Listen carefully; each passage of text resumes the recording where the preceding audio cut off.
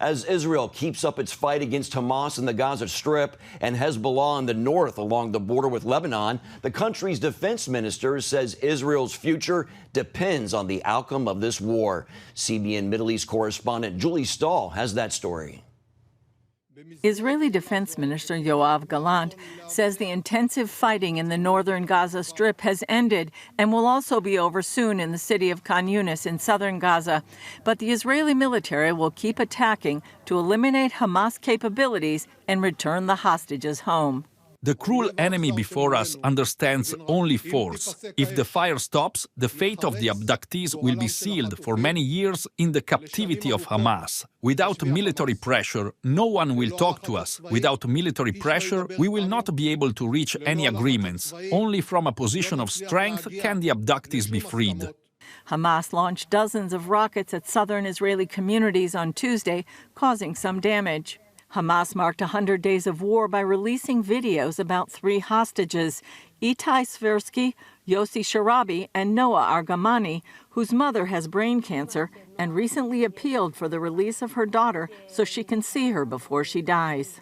26-year-old Noah Argamani was with her friends celebrating peace at the Nova Music Festival before being seized by Hamas.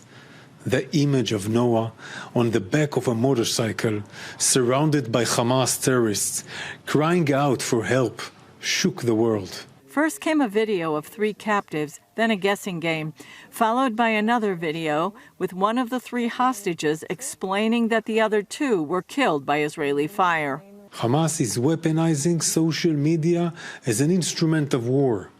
Hamas wages psychological warfare to terrorize and torment the hostages, their families, and the world. Israel says Hamas is lying about the IDF targeting the buildings where the hostages were held, but did notify the families of the 2 men that it has concerns about their well-being.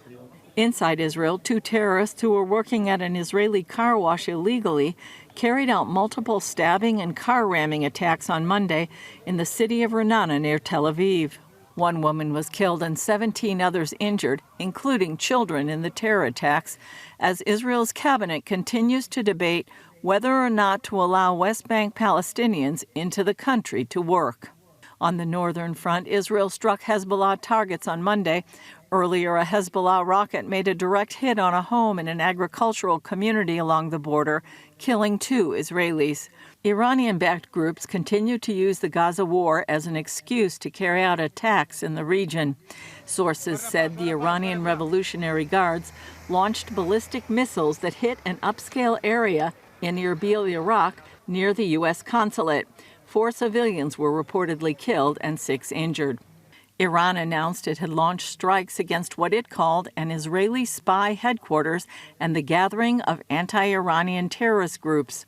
Earlier, Houthi rebels fired a missile at a U.S.-owned ship off the coast of Yemen, less than a day after they launched an anti-ship cruise missile at an American destroyer in the Red Sea. The Yemeni armed forces consider all American and British ships and warships participating in the aggression against our country as hostile targets. For now, Israel's main focus remains on the war against Hamas in Gaza, with the goal of wiping out their terrorist capability to keep Israel safe in the future. Julie Stahl, CBN News, Jerusalem. Jonathan Conricus is a former spokesman for the Israel Defense Forces and a senior fellow for the Foundation for Defense of Democracies. He joins us now from our Jerusalem bureau. Jonathan, what is your assessment of the IDF military campaign in Gaza? What I can say is that we are in transition. The IDF has brought out and will bring out more troops in order to replenish, rest, repair, and prepare for the next stage of operations. Combat is still going on in central and southern Gaza, and the IDF is preparing for the next stages of the fighting there. But as your introduction and as the program with Julie just displayed, there are so many other fronts that need to be taken care of and so many other enemies. So the IDF is a little bit scaling down in Gaza, taking out troops in order to prepare them and have them available for other fronts and other tasks that are waiting and are in urgent need of attention. Is there a sense the U.S. wants Israel to reduce the intensity of Israel's campaign to eliminate Hamas? Well, we definitely saw, very strong U.S. support, material support, and we saw words and diplomatic support, which was absolutely crucial. And many in Israeli society perhaps get a sense of that there's a lot of pressure on Israel.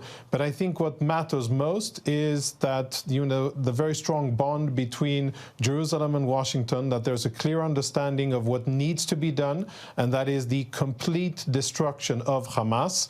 And the U.S. government has said that repeatedly and consistently, that needs to be accomplished. And I think that there's very clear cohesion on that. Then there's perhaps deliberations between the Israeli government and the U.S. administration of how exactly that is done.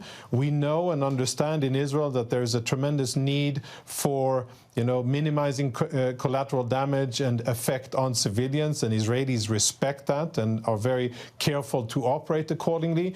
But at the end of the day, I think that the goals are aligned, there's understanding, there is strategic and diplomatic support by the U.S. for the state of Israel, which is absolutely crucial for obtaining the needs here and for defending Israeli civilians, and that, of course, is how I believe it should continue.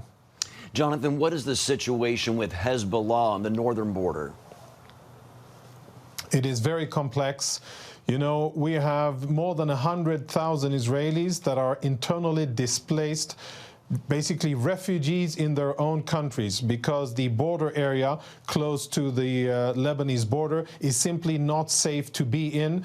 Just 2 days ago, we had 2 Israeli civilians killed by a direct hit of a Hezbollah anti-tank missile. They were in their home in one of the communities in northern Israel, and they were killed, an old mother and her son. That is how dangerous the situation is, and that is why Israeli civilians have been evacuated now for more than 100 days from their homes. That situation needs to be settled. We're currently in a stage where Israel is still holding back, only defending itself and not yet taking the initiative, not yet doing preemptive or more active measures against Hezbollah. Of course, measures that Israel can and maybe will be forced to take, but at the end of the day, Israel is still hoping for and waiting for diplomacy to deliver a riddance of Hamas from the proximity of the border. If that happens, that will save a lot of lives in Israel and in Lebanon and probably in the entire region. If it doesn't, then Israel will have to take care of these matters by the tools that Israel has available, military and other tools. And I hope that we could prevent that. The Houthis have become a major front in the war with Israel. How do you think the U.S., UK, the international community should address their threat?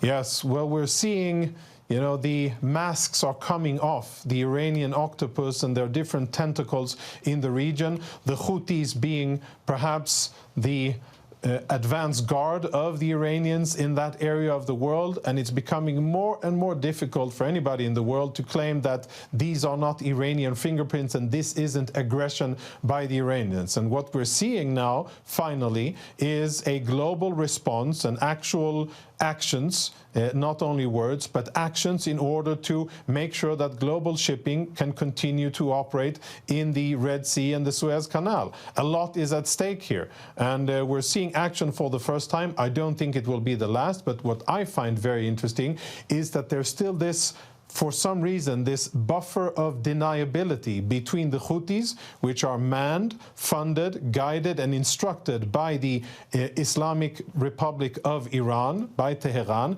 There's still this buffer of deniability, which I find it quite absurd, because what the Houthis are doing is at the behest of the Iranians, and the Iranians should be held accountable for their actions in the Red Sea, obstructing international shipping and being a menace to the world. All right. Jonathan Conriquez, thanks for being with us, sir. Thank you for your insights today.